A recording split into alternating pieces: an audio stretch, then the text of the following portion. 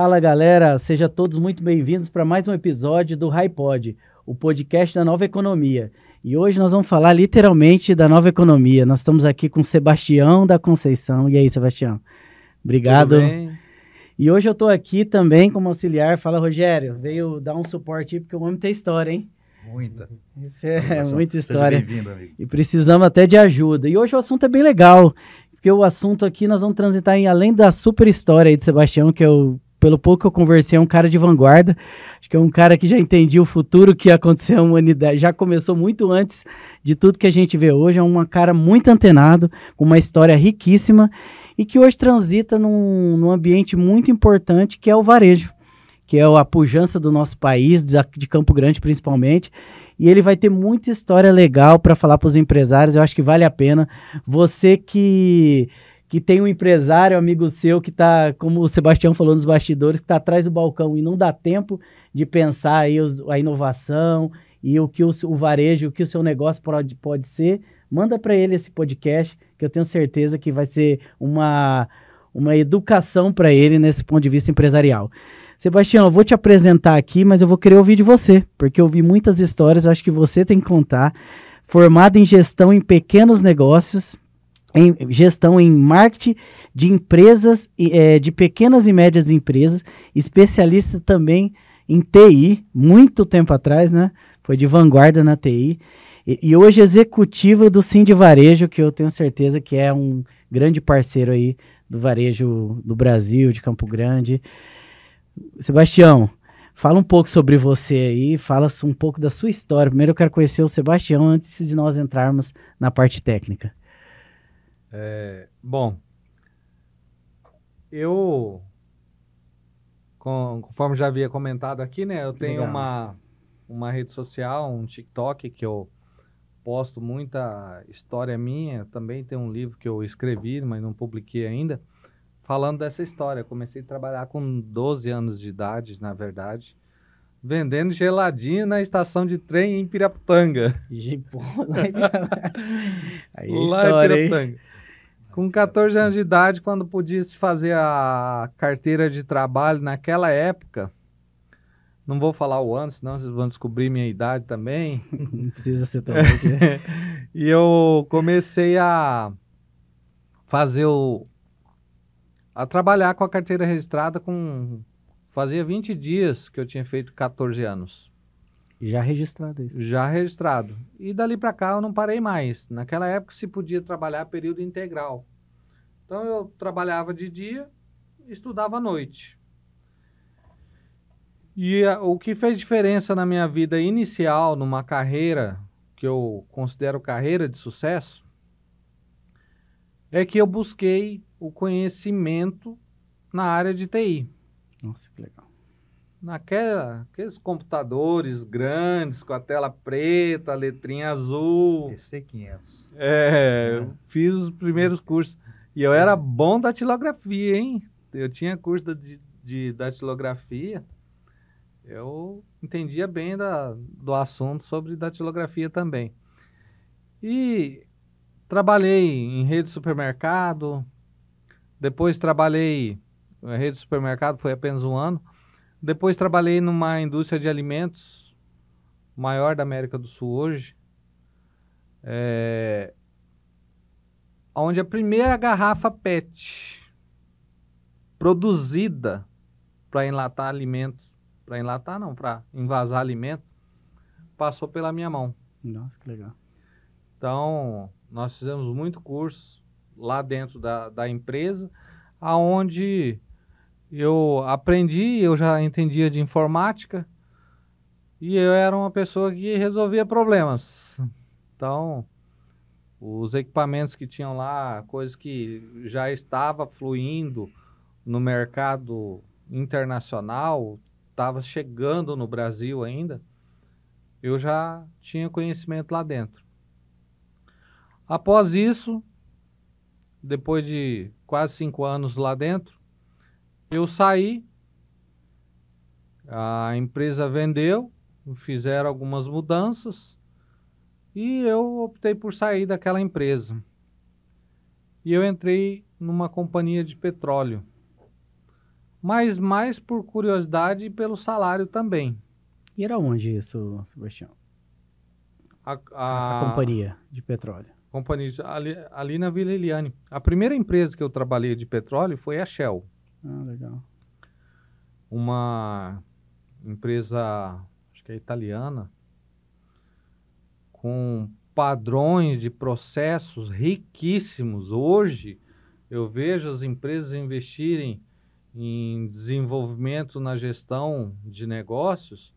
Naquela época, a Shell já tinha tudo isso, mapa de processos e o controle de tudo que se fazia lá dentro, uniforme, era assim excepcional, e a valorização das pessoas.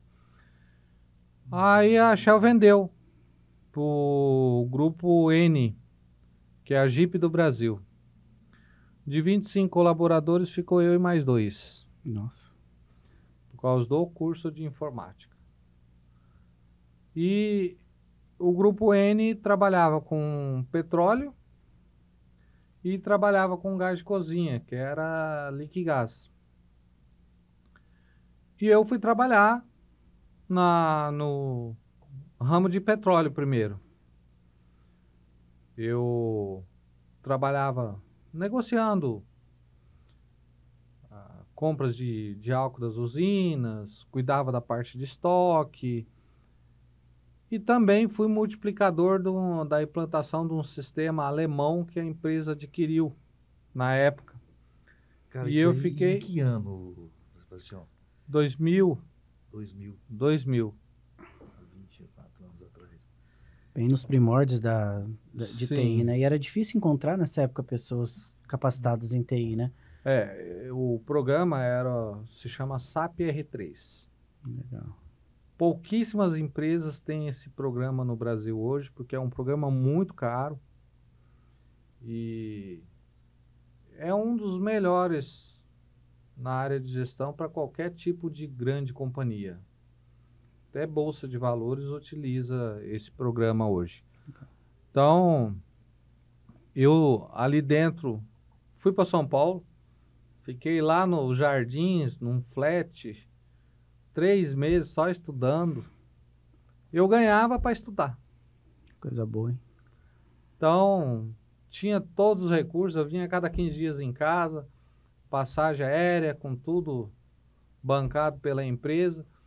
Quando eu me qualifiquei, que colocaram para rodar o sistema, me deram a outra notícia, falaram assim, você vai ser multiplicador a nível Brasil. Aí você começou a correr o Brasil todo. Aí eu tinha as malinhas em casa que eu chegava e trocava. Ia para outro. Já muda de roupa, pronto. Já ia para outro lugar. Coisa boa, cara. Então, isso me fez crescer muito naquela época na área de TI, de relacionamentos. Os meus relacionamentos eram com pessoas de alto padrão das grandes companhias, aquelas pessoas que se destacavam, ainda mais essas companhias que o nível de conhecimento era muito alto. Intelectual, né? O nível intelectual era muito alto.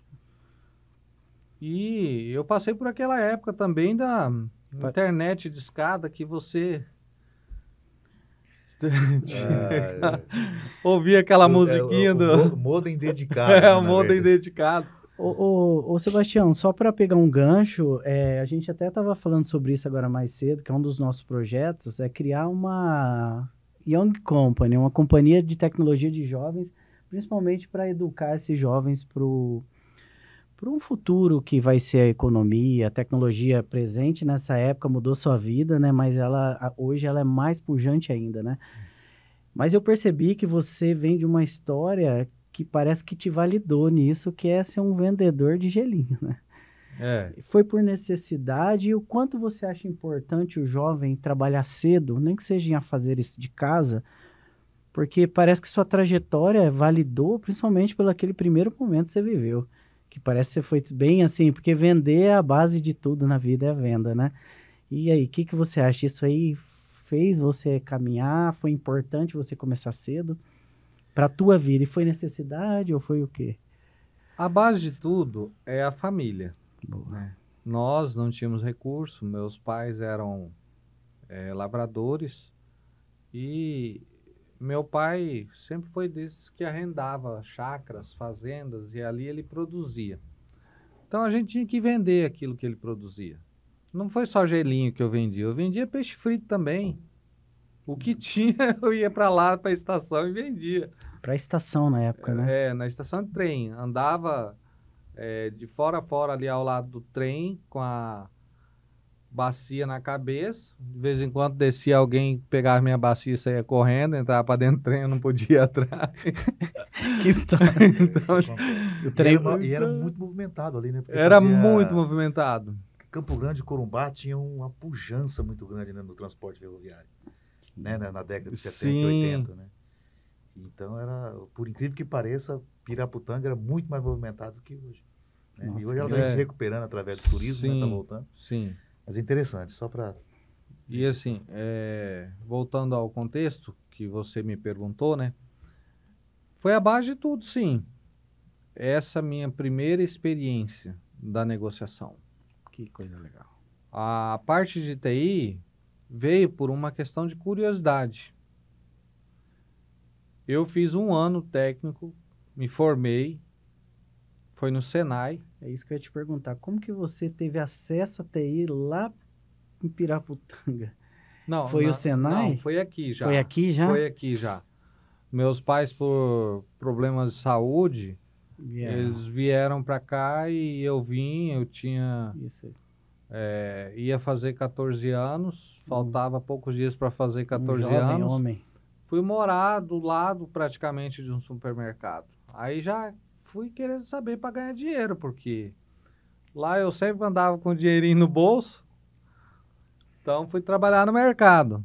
Coisa importante, o jovem já descobrir cedo, né? Isso. E aí, dali eu não parei. Eu fiz inúmeros cursos. Depois disso, eu deixei de trabalhar com TI, da maneira com que eu trabalhava. Que eu trabalhava com TI até na parte de manutenção. Aquelas impressoras matriciais grandes, aparelhos de fax. Eu lembro uma vez que a professora me colocou para fora da sala de aula e eu saí no corredor lá e o diretor da escola estava bravo com os professores lá porque tinham estragado o mimeógrafo. Você lembra do mimeógrafo? Tinha um cheiro bom aquele. Eu vi no YouTube. Aquele cheiro de álcool. E era bom aquele cheiro, cara. Aí eu Tudo falei azul. assim, eu consigo arrumar. Eu falei, você consegue? Consigo. E o que você está fazendo aqui fora? Eu falei, o professor não gostou de mim lá. Ó. Aí eu fui lá para dentro da sala lá e fiquei lá com todos eles lá, arrumei tudo que tinha que arrumar e...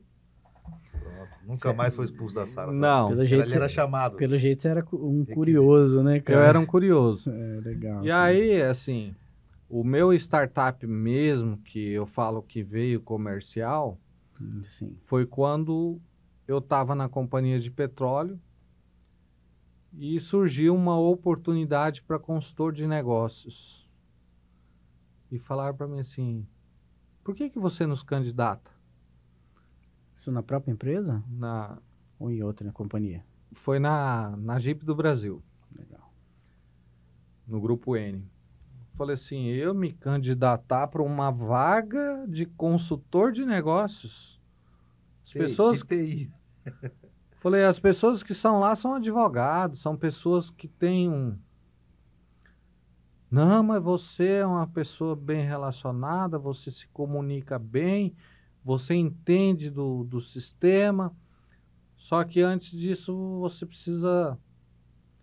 nós estamos precisando de uma pessoa para fazer auditoria interna aqui dentro do estado do Mato Grosso do Sul.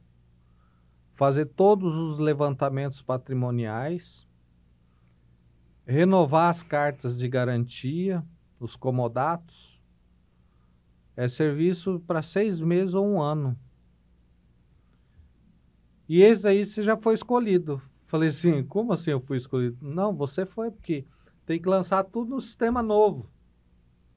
Vai ter que ser quem sabe. Fui. Não teve jeito. Eu conheço todas as cidades do estado de Mato Grosso do Sul. Todas. Que legal. Andei por todas.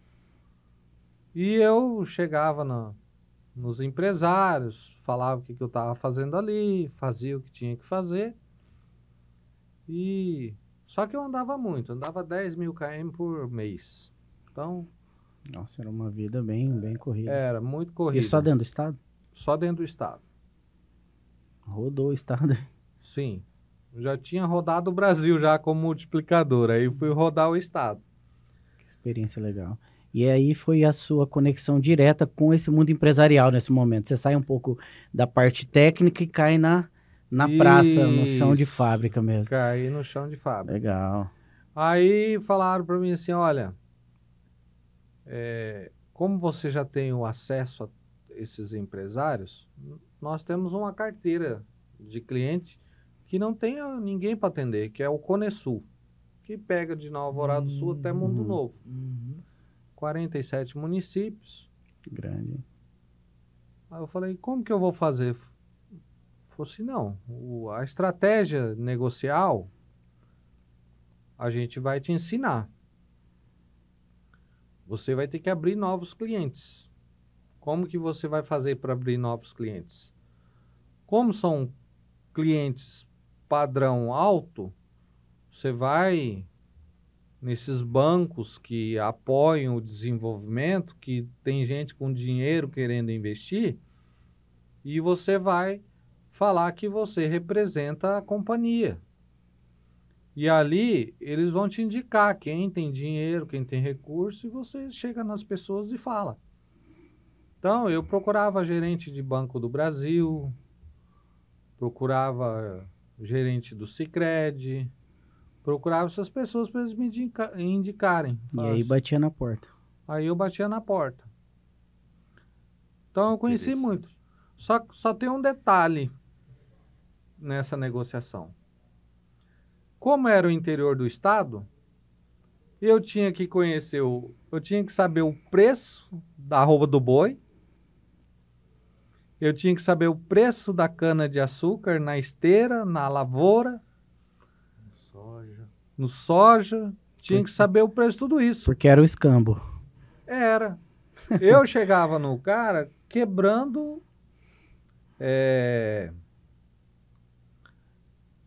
assim, com a informação completa que ele queria. Legal. Então a pessoa sentia confiança. Chegava lá, o assunto que ele tinha lá, que era relacionado aos outros investimentos dele, eu dominava.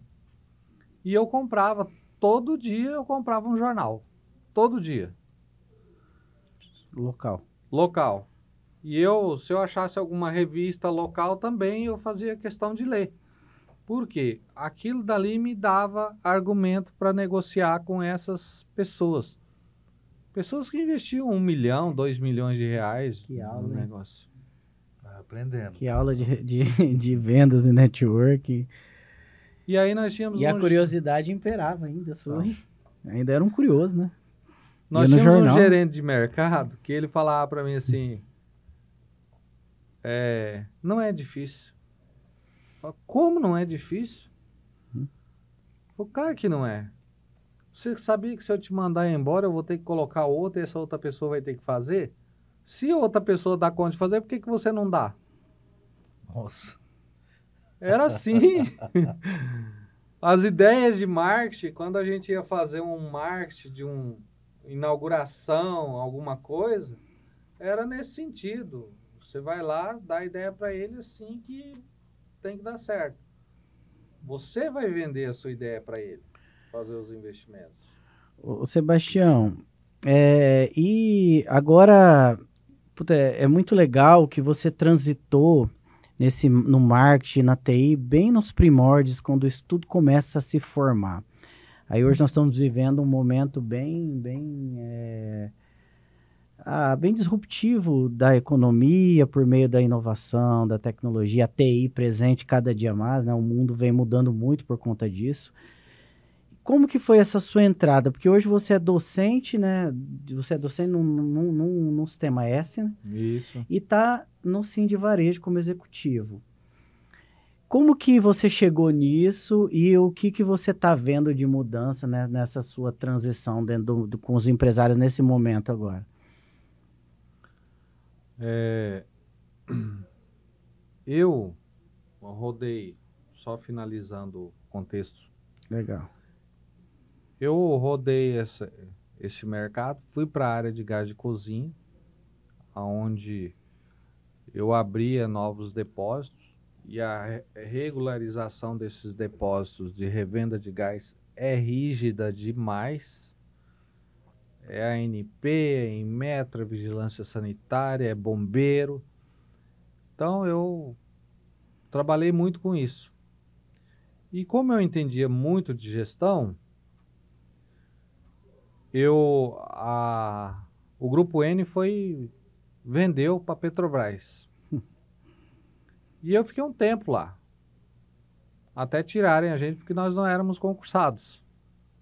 Virou estatal, né? Isso. E eu, dentro do gás de cozinha,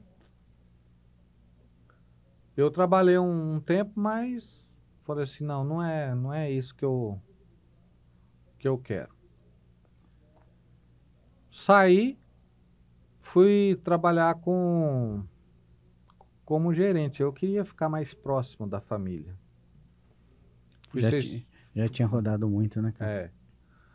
Aí fui ser gerente de um posto de gasolina com mais de 20 colaboradores. Posto grande. E essa experiência me colocou na vida do empresário. Legal. Primeiro que o cara investe um dinheiro e ele não sabe quanto que ele está ganhando. Então eu, com a minha formação na área de Gestão. consultor de negócio, de gestão, fazer análise de viabilidade, fazer depreciação, fazer planejamento estratégico, fazer um DRE bem feito, tudo isso me colocou na frente do que os empresários daqui trabalhavam. Eu falava, vou ganhar dinheiro. Deu um nível de profissionalismo, na verdade. Né? Ele trouxe uma... Só que nós temos um problema sério em Campo Grande. Em Campo Grande não, no Brasil inteiro. As pessoas querem emprego, não querem trabalhar. E aí você... Isso é cultural, né? Infelizmente. Eu trabalhava das 6 da manhã até as 10 da noite. E o negócio não ia. As pessoas não tinham compromisso. Bati o ponto e tchau. Então, eu aprendi, sabe, na pele o que passa um empresário. Hoje em dia, quando um empresário fala para mim da lojinha dele, de que vende roupa ali, que ele não consegue um colaborador, ou até de uma padaria que não consegue gente para trabalhar por causa do final de semana, eu sei o que é isso. Essa é a maior dor do empresário, eu acho. E eles veem o empresário como se o empresário está ali para passar a perna neles, que eles acham que o empresário está ganhando dinheiro. Eu fiz um levantamento da empresa que eu estava administrando e eu cheguei no dono da empresa e falei assim, eu estou ganhando mais que você. É fácil isso. Que é muito comum, né? Então, inclusive. Ele falou assim, como assim você está ganhando mais do que eu? Eu falei assim, não, eu peguei aqui, você trocou a cobertura, gastou tanto. Você fez um projeto de elétrica, gastou tanto. Você trocou as bombas, você gastou tanto. A cobertura dura-se aí 15 anos. Vamos depreciar 30%, 40% da cobertura. Que algum reparo você vai ter que fazer. As bombas de combustível não pode passar de 5 anos, você tem que trocar. E o investimento é alto. É regulamentação isso. É regulamentação. Rapaz. Aí fiz a depreciação do investimento dele. Fiz a depreciação de todos os equipamentos que ele tinha lá dentro. Ele resolveu fechar, não?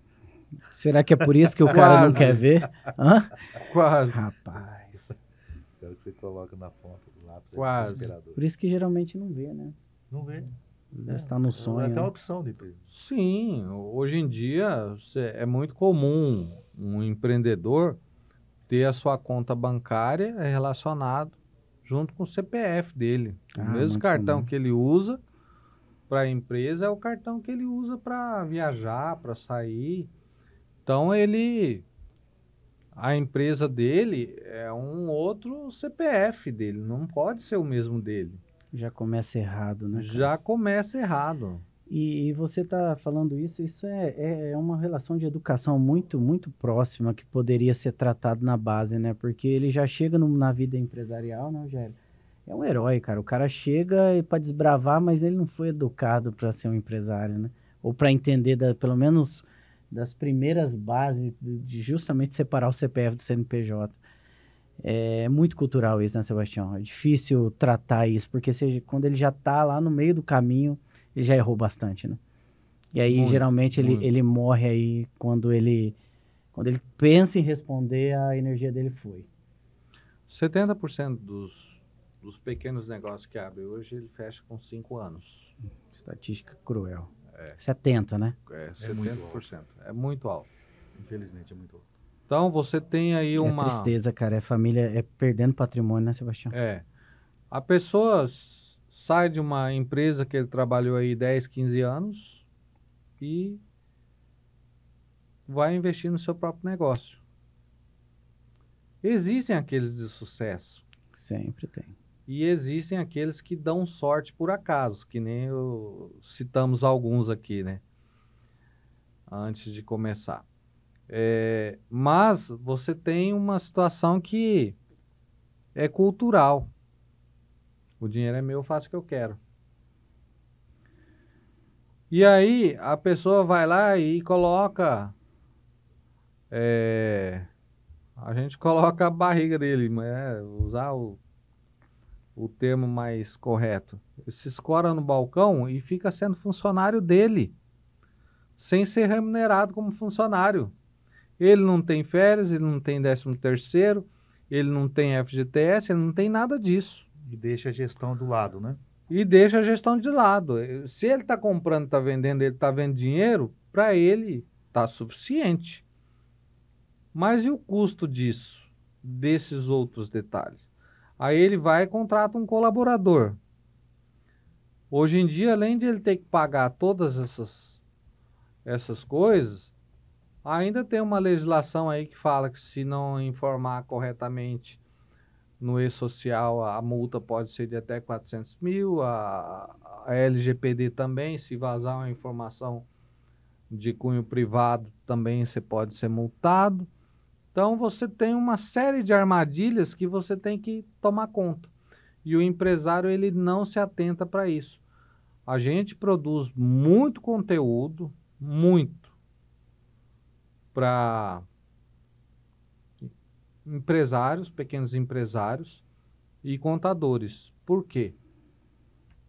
É muito comum eu abrir um negócio para produzir essa xícara aqui, né?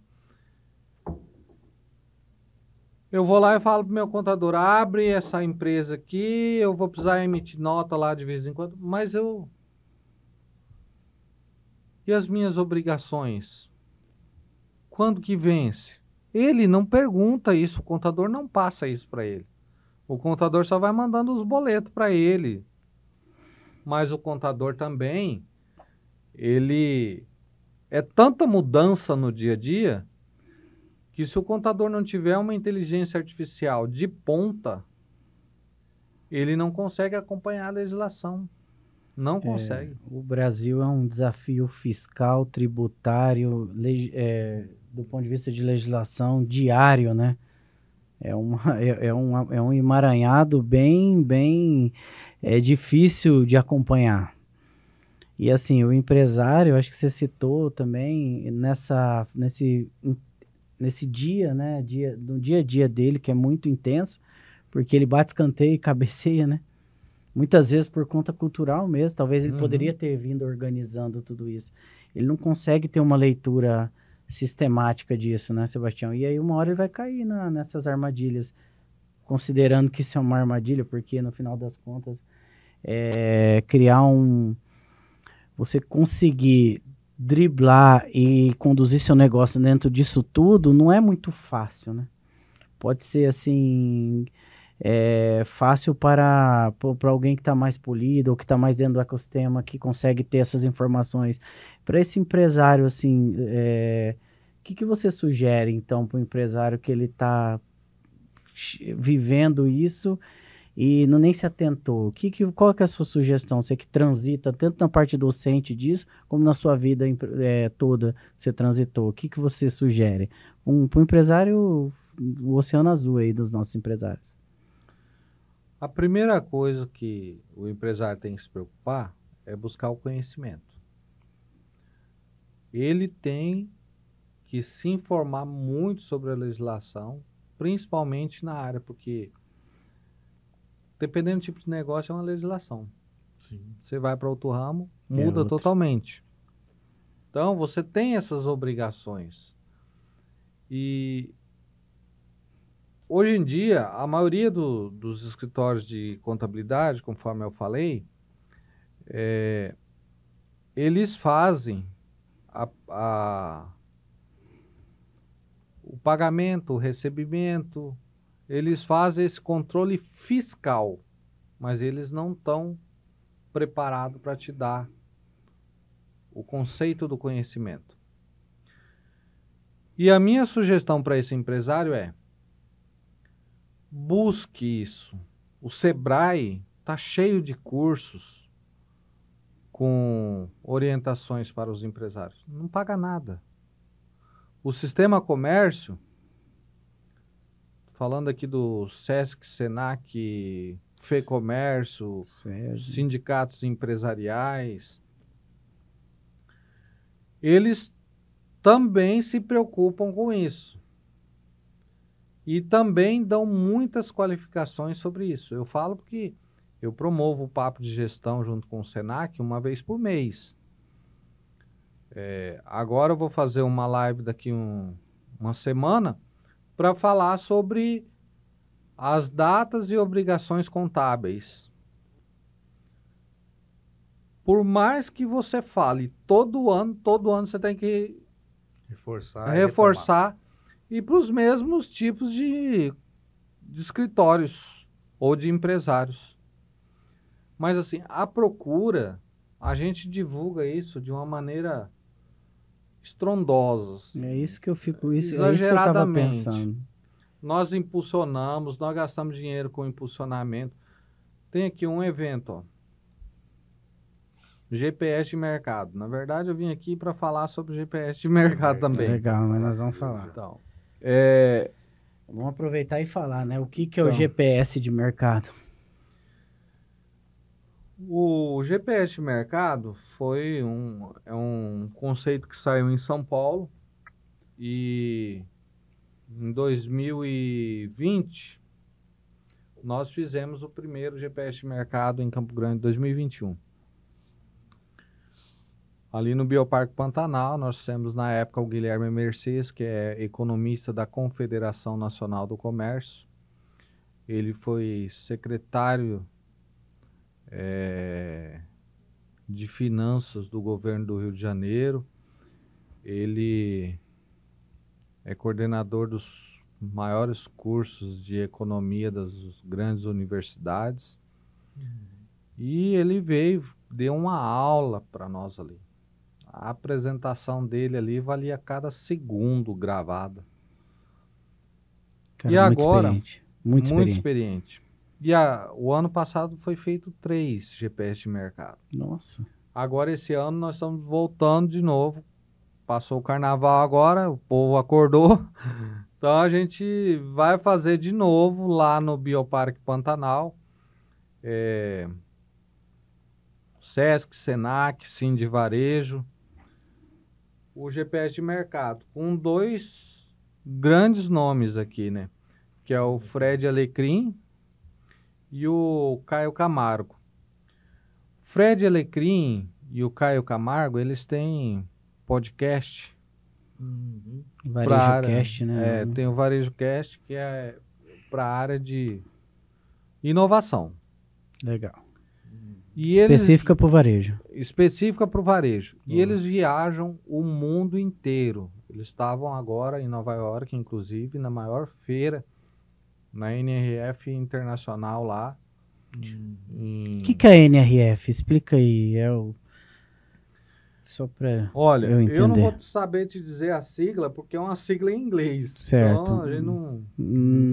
Mas é uma feira É especializada. uma feira de network e especializada em desenvolvimento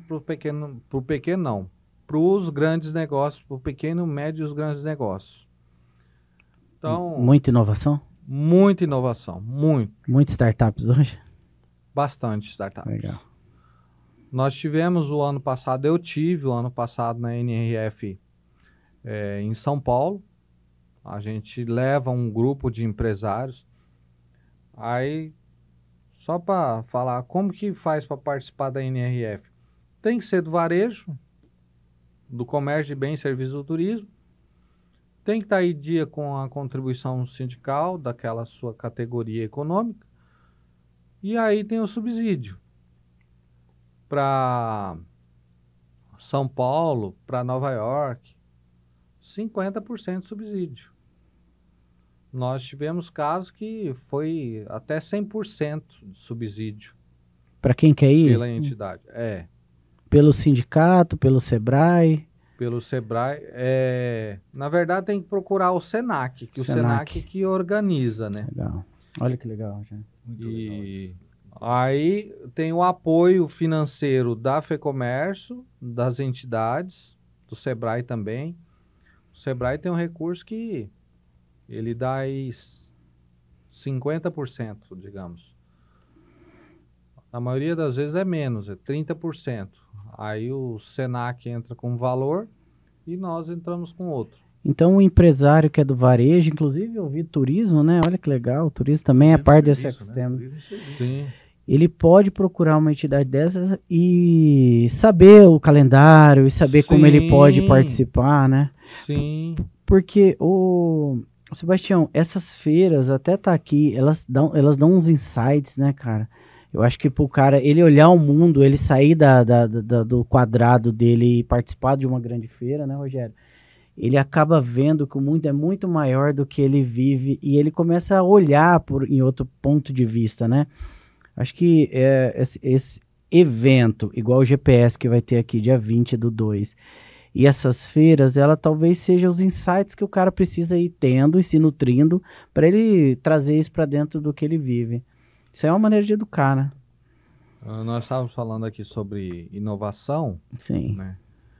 Tem uma empresária em Campo Grande que é dono da Nicos e Nicas, roupas infantis. Ela é uma pessoa que ela está em todas. Sério? Chama-se Raquel Torok. Tem uma loja aqui na área da Chácara Cachoeira. E ela usa muito as redes sociais. Ela se especializou muito nisso. Olha que coisa. Ela vende 70% fora de Campo Grande. 70%. 70%. Olha aí, ganhou um mercado. Tecnologia, né? Inovação.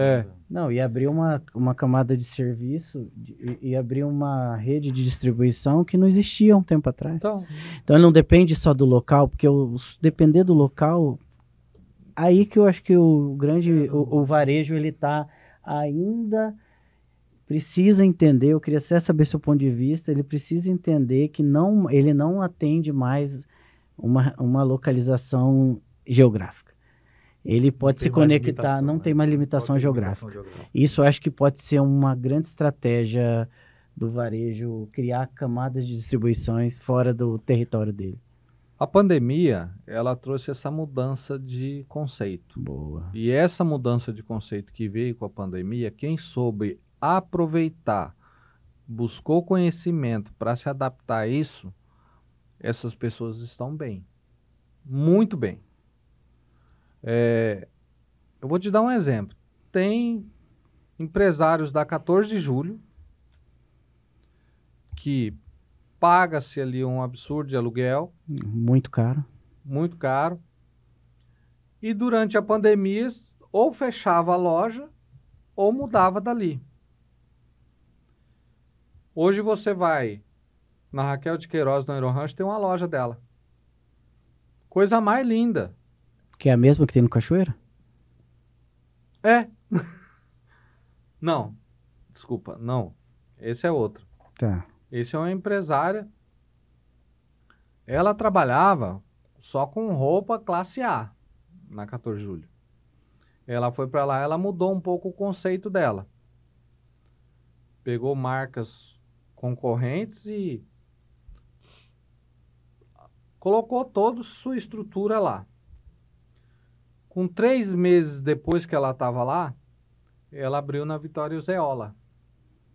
Ali no Ali é o Carandá Carandá Bosque. Carandá Bosque. Que já é um Isso. público B ali, B, C, A. Até. E hoje ela tem 3 lojas, tem inclusive na Moreninha. Com o valor do aluguel que ela pagava no centro, Ela abriu uma ela rede. cobre 3 lojas na periferia. Ela tinha 6 colaboradores, hoje ela tem mais de 20. Olha que legal. Imagina o faturamento dela para ter tudo isso. Ela deve ter criado também uma distribuição de estoque, né? Sim, Final de melhora estoque pra bastante. cá, sim. girar o estoque melhor. E ela tá bem presente no digital. Está bem presente no digital.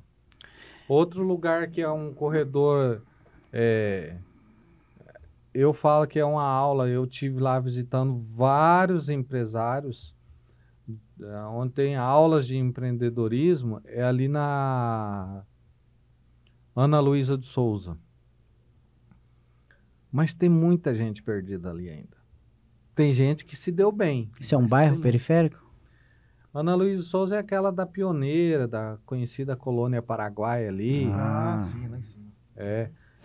Ali, se você pegar 1.000 metros, tem Muito 50 comércio. 50 comércio. Nossa, era uma região bem afastada há um Sim, tempo, né? Até hoje é um pouco, sim. é bem periférica, né? Bem longe do centro da cidade. Eu fui andar lá, eu entrei dentro de uma loja lá que eu Não tô acredito. indo comprar roupa pra mim lá. Roupa de marca. E o preço que legal. muito diferente daqui. E assim, vem gente da cidade inteira pra comprar com ela. Olha que interessante.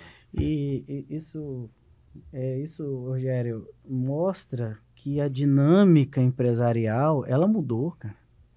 Ela descentralizou Sim. as oportunidades, tanto no aspecto físico, que essas regiões são pujantes. Às vezes você pega um bairro desse, ele tem mais vida que um grande centro. Tem.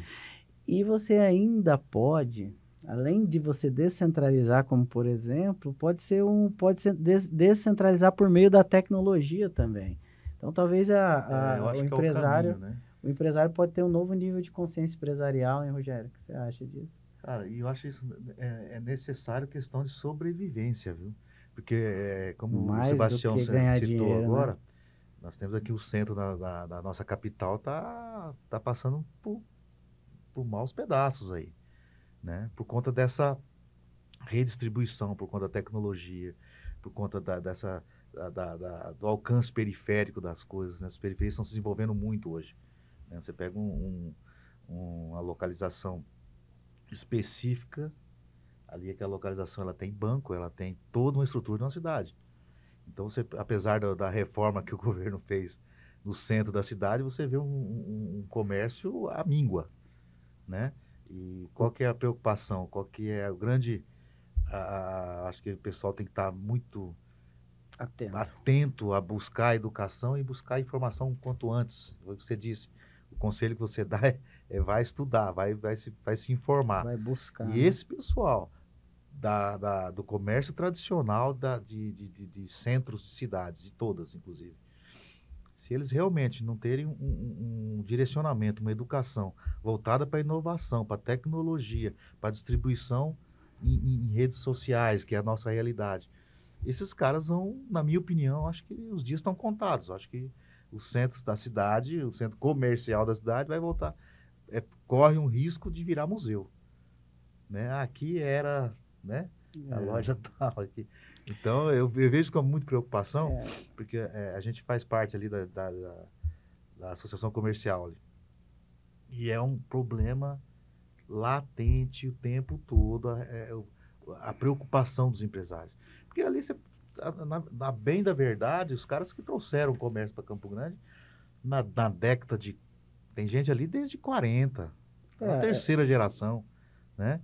E às vezes não buscou educação, não inovou, não foi. Agora vem a nova tecnologia, a nova economia, com esse modelo a jato, né? Não é nem corrido. E a velocidade está grande. É né? muita velocidade. E isso preocupa, né? Então, espero que, espero que realmente não só o Sistema S, mas como as associações comerciais, as entidades, governo, prefeito, e a sociedade, os grupos privados, si, igual o nosso ecossistema empresarial, começa a se organizar. Se organizar, porque vai ficar para trás. E o assim, que você acha disso, Sebastião? Eu acho que é ressignificar também, né, Sebastião? O local, a empresa. Né? Tentaram fazer inovação, mas... Hoje, além do sistema comércio e da associação comercial, fizeram mais um grupo para a área central, para cuidar da questão de segurança. Eu participo desse grupo também. Então, nós temos ali próximo de Campo Grande a questão da Cracolândia. E está tomando conta da área central de Campo Grande. Isso é muito sério. E... é o problema social. Então, problema social, a gente cobra, tá? Eu falo isso porque eu estou direto junto com a associação comercial nos conselhos, CMDU, que é o Conselho Municipal de Desenvolvimento Urbano. Essas brigas que tem na Assembleia Legislativa, a gente chega lá, tá a associação comercial lá também, nós também estamos juntos, porque o pessoal que faz as leis, eles estão lá no banquinho, eles não estão lá vendendo. Então a gente fica em cima. E é algo assim que a gente cansa de bater. Mas existem outros interesses, né?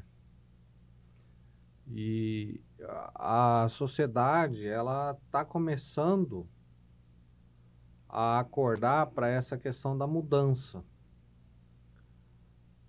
Hoje em dia, uma criança de 12 anos de idade consegue fazer compra pela internet se ela tiver o nome do cartão do pai. E faz, viu? Principalmente jogos, faz. Meu guri de 6 anos já sabe o caminho. E faz. Não é nem 12 a 6. Infelizmente, é verdade. Mas assim, eu quero voltar a um contexto atrás, quando você perguntou sobre a minha entrada nessa questão do varejo. Boa. Eu, quando eu estava gerente desse posto de combustível, falaram para mim assim: Sebastião, tem um negócio que paga bem, é a área pública, para dar curso para esse pessoal. E eu fiz uma pós em gestão pública. E aí veio uma empresa e falou assim: olha, nós estamos desenvolvendo, nós somos a maior empresa do Brasil e precisamos abrir o mercado do Mato Grosso do Sul com a área de TI. Como eu já conhecia bem TI, vim negociar no Estado. E a maneira com que os nossos políticos e o pessoal que está dentro das prefeituras conduzem os processos licitatórios da maneira com que é vendido, nenhuma empresa séria fica. Eu cansava de impugnar processo licitatório, fui ameaçado. Aí peguei para dar cursos. Cursos ia. Legal. Dava para se ganhar um dinheiro com curso. Mas, como eu já estava, de certa forma, até queimado, porque chegava pegava um certame para participar da venda de um software para concorrer ali junto, o dono da concorrente ligava e falava assim: ó, ali é nosso, ali é do fulano de tal, é do político tal, você não pode mexer ali. E isso me revoltou, me deixou muito indignado. E por uma necessidade dentro do sistema comércio, estava procurando uma pessoa lá e falou assim, olha, nós temos uma vaga aqui para auxiliar. E se você vir com seu conhecimento, acho que você se encaixando aqui, você vai crescer logo. Eu fui lá e dentro de 6 meses eu já estava colocado na posição mais ou menos que eu queria. Em 2017 fizemos um congresso em Bonito para 2.500 pessoas. Nossa. A nível nacional. Que legal. E eu fiquei em Bonito lá, recepcionando os empresários do Brasil inteiro. Então comecei a me inteirar desse mercado de empresários, de pequenos e médias empresas, e ter convívio com eles. Então hoje eu tenho muito relacionamento, não só aqui dentro de Campo Grande, mas a nível nacional. Então, a Confederação Nacional do Comércio promove esses eventos e a gente vai lá, participa. O ano passado eu participei também como palestrante junto com a diretora de marketing e tecnologia da Confederação Nacional do Comércio. Foi lá em Brasília, tinha muita gente. Aqui eu tenho andado sempre junto com o Dijan. E em 2017, quando houve esse congresso, eu fui chamado para ser o executivo do sindicato, porque tinha que ter alguém para representar. O presidente é presidente da FEComércio. E ele não poderia ficar lá representando, porque ele é um grau muito maior pela federação. Me colocou na missão de ficar lá representando, então, a entidade sindical que era quem estava levando o nome do congresso. E eu fui para lá, para Bonito. Bonito, Jardim, Bodoqueno, todos os hotéis ficaram lotados. É bom, né? Esse fomento é importante, né? Existe um turismo empresarial muito pujante, né? Sim, ainda mais nessas regiões de ecoturismo, sim. que acaba uma imersão, né? Então, você tirar um pouco dos grandes centros e chegar numa região igual de Bonito, dá uma energia diferente, né? E detalhe, teve gente que veio uma semana antes. Teve gente que veio pro evento e ficou uma semana depois. O turismo, o turismo é uma bazuca, né? E o Estado, ele tem uma capacidade de ser um dos principais, um dos principais pontos, um dos principais pontos turísticos do mundo, por conta do Pantanal, de Bonito, dessa região. Eu sou um porta-voz desse turismo. Amém. Precisa, dentro de Bonito, conheço quase todos os pontos turísticos de Bonito. E aí eu fiquei dentro da Federação do Comércio, então ali nós temos... para se existir a Federação do Comércio, tem que existir 10 sindicatos filiados dessas categorias. Comércio, bens, serviços e turismo. E a federação aqui do estado tem 19 sindicatos. Então, tem esses diretores, são grandes nomes, são grandes empresários que estão à frente disso. Por quê? O sindicato, ele tem um papel muito importante, que é a negociação coletiva. A legislação fala, não se paga mais a contribuição sindical. Mas antigamente, existia muito sindicato de gaveta, que ele não tinha, ele ia lá e tirava a carta sindical no Ministério do Trabalho e começava a cobrar de uma determinada categoria, principalmente do empregado. E aí se dividia aquele dinheiro ali com os políticos que faziam isso acontecer de uma maneira fácil dentro das entidades. Os sindicatos empresariais, a grande maioria é sindicato que combate esses abusos. Você vê os pedidos que vêm numa negociação coletiva para a gente discutir, são coisas que, se eles protocolar uma negociação, digamos assim, em favor deles no Ministério do Trabalho, sem ter a outra parte, que é o patronal, defendendo, os 50% dos empresários fecham as portas. Eu acredito. E o que eles pedem de reajuste salarial é 100% mais do que a gente pode pagar. Mas quem decide isso não é o sindicato. Por que é importante o empresário participar? Porque é ele que vai na assembleia, a gente apresenta isso para ele, e lá ele fala, não, a gente consegue pagar isso. Ah, é? É assim que vai ser? É. Então agora a briga é nossa. Por você a briga é nossa. Legal. E E aí existe se vem discutindo muito sobre essa questão da contribuição sindical e virou uma pauta política, né? Sobre acho que dos dois lados políticos. Muito se fala que isso é um abuso. Outros, como você acabou de falar, mostra como uma necessidade. E por que então se alastrou essa narrativa de que é ruim uma contribuição sindical do ponto de vista?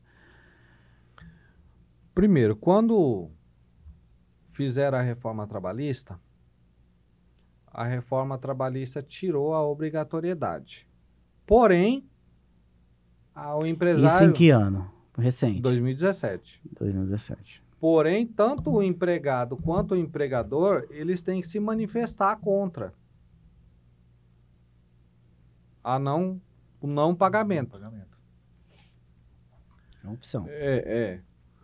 O sindicato dos empregados, para você ter uma ideia, no estado de São Paulo tem um sindicato dos manobristas. Manobrista, a grande maioria dos manobristas em São Paulo é freelancer, mas para ele trabalhar ele tem que ter uma autorização do sindicato. E aí ele vai lá e paga, uma mensalidade. Ele paga uma mensalidade. Que, se você pegar o estado de São Paulo, é muito manobrista. Muito. Muito. Tudo é muito São Paulo. O que o sindicato faz pelos manobristas? Nada. É isso. Só dá autorização. Não faz nada. Você acha justo pagar? Não. Não.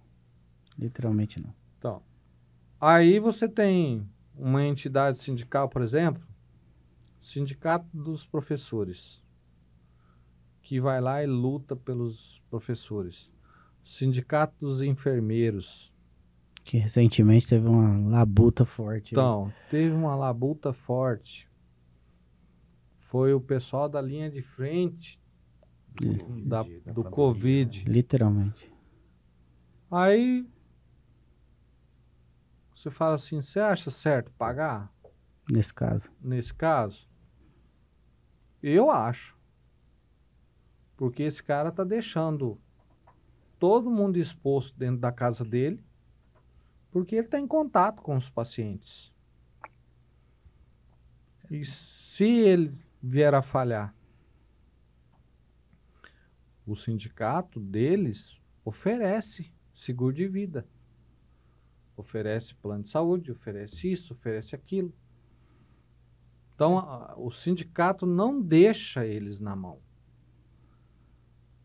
Diferente de um outro sindicato que só para te dar uma cartinha ali. É uma oportunidade. É questão de fiscalização, né? Na minha opinião, eu acho que o Ministério do Trabalho tinha que fiscalizar melhor isso. A entrega dos sindicatos, né? Eu concordo.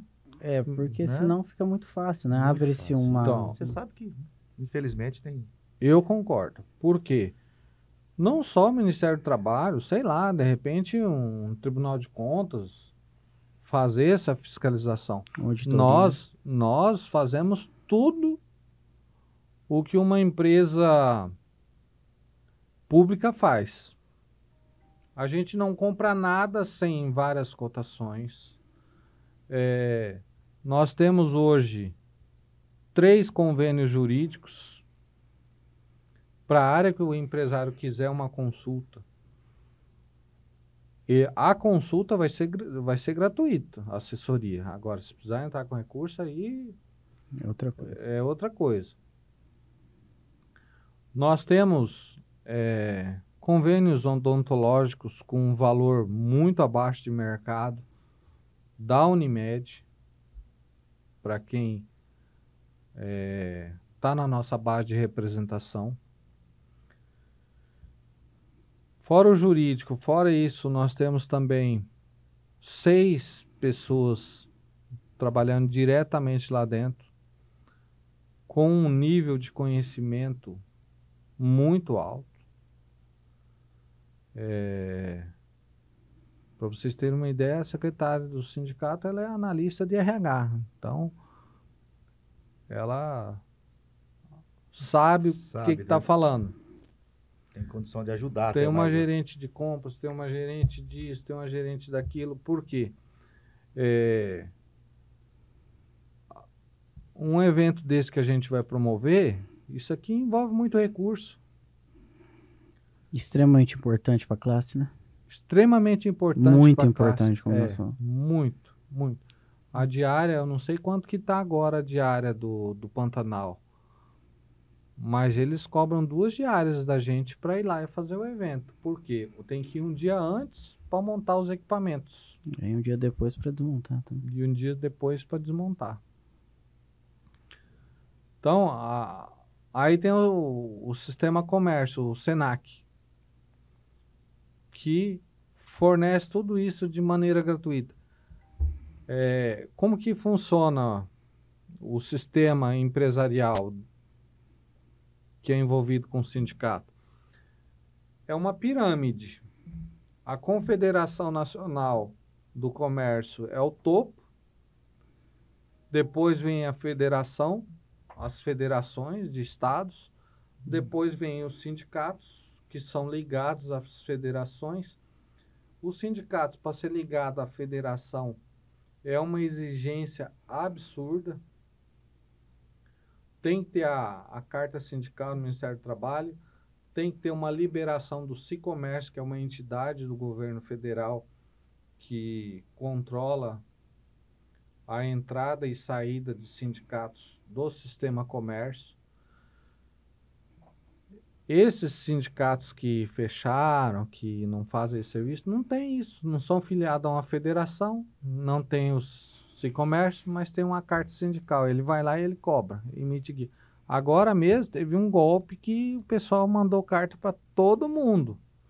E as empresas que tinham que pagar para os seus funcionários. O maior golpe que surgiu aí esses dias. E nós temos uma gerente de relações legislativas, que é da federação, mas faz o papel para o sindicato também. Então, tudo que acontece no meio legislativo, a nível municipal, que pode impactar o empresário, ela lança num sistema. A nível estadual, ela lança no sistema. A nível federal, a CNC lança lá. E conforme essa legislação, eles colocam lá como se fosse uma luzinha verde, amarela e vermelha. Identifica a gravidade. E aí vem o apoio da Federação do Comércio para o município, para a gente defender as teses de que aquilo dali é prejudicial. Se for a nível de estado, e além de a gente fazer isso juridicamente, nós vamos no corpo a corpo com as comissões. Mesma coisa no estado. A gente se reúne, todos os sindicatos, nós vamos no corpo a corpo com os deputados para falar que, às vezes, um item daquele projeto de lei já desfavorece o empresário. E aí a gente, se precisar, se a gente não conseguir nesse corpo a corpo, aí vai o jurídico para poder barrar aquilo dali. E a nível federal, aí tem um corpo jurídico muito forte que anda dentro da Câmara dos Deputados e acompanha tudo que acontece, até no Senado. Fazem o corpo a corpo lá, são amigos pessoais. Tanto é que o presidente da Federação do Comércio, se ele quer falar com um deputado federal, um senador, ele liga na hora e eles atendem. Olha só. Ô, Rogério, é legal ver a importância, né? Porque às vezes se a gente não para fazer uma análise crítica, até para olhar o papel do sindicato, você acaba caindo numa narrativa de que tudo é ruim. E aí quando você começa a ouvir pessoas como você, Sebastião, que aplicam e entendem o quão importante que é uma classe unida, é para fazer contraponto, para não deixar a balança desequilibrar mesmo, até porque o equilíbrio que é o objetivo final. Ninguém está buscando vantagem. No final das contas, a vantagem, eu acredito que não é o objetivo nunca a vantagem, é o equilíbrio, porque cada um vai correr atrás do seu. Então, acho que é uma aula aí, Sebastião, de política, né? É uma aula política para as pessoas entenderem. Educação, né? Principalmente para a sociedade, né? E é uma questão da sociedade politicamente, entender o papel de cada ente, de cada instituição, de cada organização, para evitar cair em qualquer narrativa política, independente se é positiva. Nós não estamos falando de ideais políticos aqui. É mais de você ter um entendimento para você fazer um ponto crítico positivo e não cair naquela narrativa de manada, né? Você vai no que você, o seu posicionamento entende como principal, porque você de fato entendeu aquilo. Sebastião, para a gente chegar ao fim, eu acho que foi uma aula, né, cara? Assim, muito bom te ouvir, de verdade. Dá para assim, ouvir por horas, e eu queria entrar de verdade em tantos conteúdos legais aqui.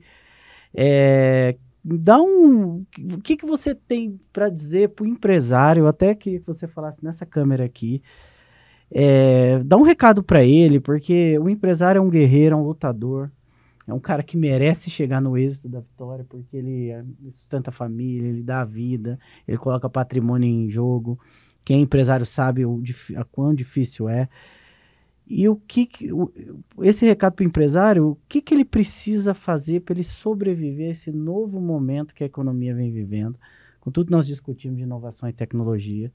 Qual que é o caminho que ele tem que se direcionar para que ele não sofra um impacto muito grande, como o Rogério mesmo disse, vai chegar um momento que vai mudar de uma forma que, se ele não tiver respondido, ele pode ficar pelo caminho.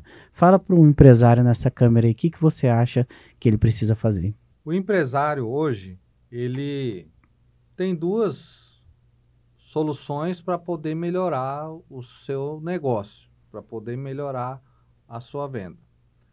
Antigamente se falava muito que você tinha que ter o público-alvo, que você tinha que fidelizar o seu cliente.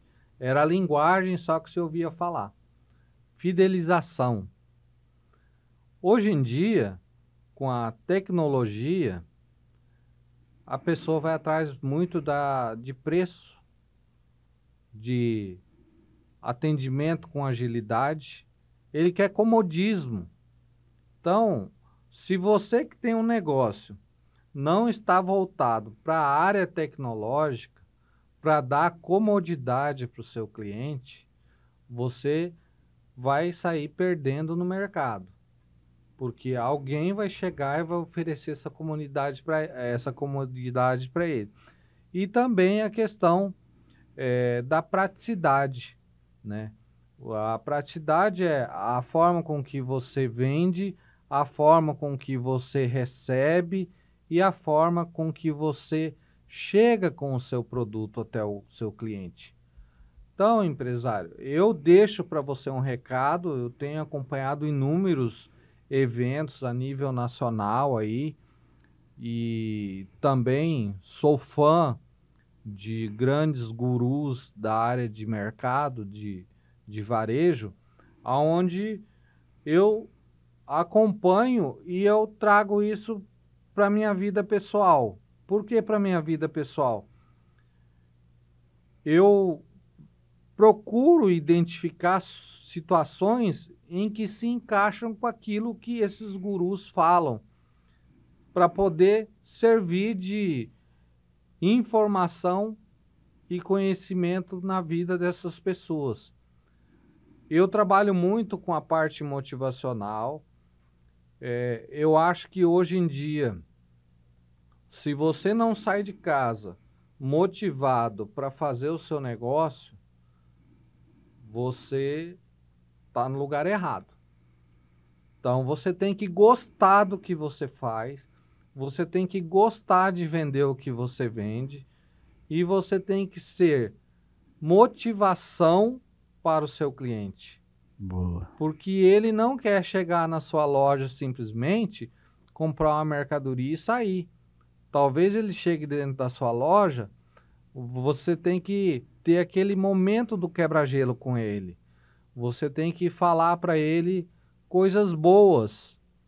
E até o jovem, o adolescente que já começa a navegar nesse mercado virtual, ele também gosta de ouvir coisas relacionadas à idade dele, relacionados ao jeito ao estilo de vida dele.